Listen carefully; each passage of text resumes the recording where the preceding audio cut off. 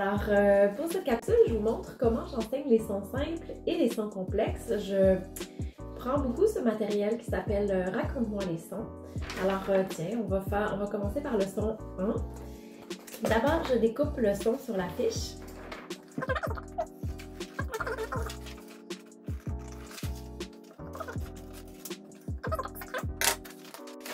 Une fois que j'ai découpé le son, est-ce que tu connais le son 1?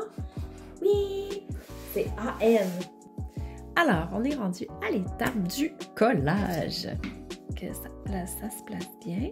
Donc, 1, tu connais le son 1. C'est l'histoire de la petite A qui parle à sa grand-maman qui est en marchette et qui n'entend pas, qui entend pas bien. Donc, elle dit toujours 1. Alors, bien souvent, je vais demander à l'enfant, est-ce que tu connais des mots en A? Mais le danger avec ça, c'est qu'il va me dire...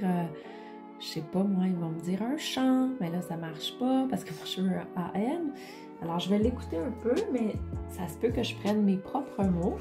Donc je pourrais décider de mettre orange. Je pourrais dessiner un ange. Je pourrais écrire, pardon, un ange. Ou je pourrais écrire juste un petit mot simple, fréquent, qui voit souvent dans. Mais là, je vais vraiment m'assurer qu'ils comprennent bien le sens de ce dans-là. Après ça, je vais prendre le temps d'aller souligner ici.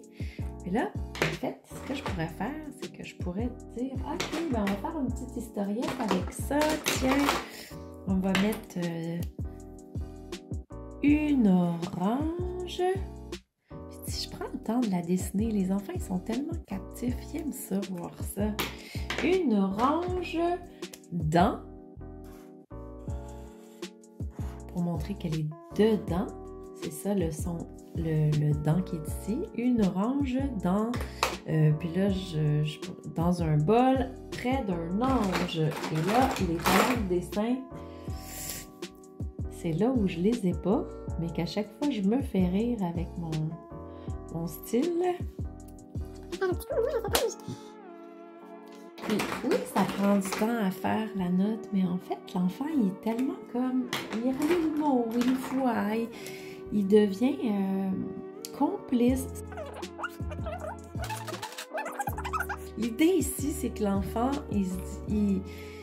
c'est ludique, ça devient ludique pour lui. Enfin, je pourrais dire, ah, l'ange, il voit l'orange dans le pot. Yeah! Puis là, à la fin, je vais dire à l'enfant, peux-tu les relire? Orange, ange, dans.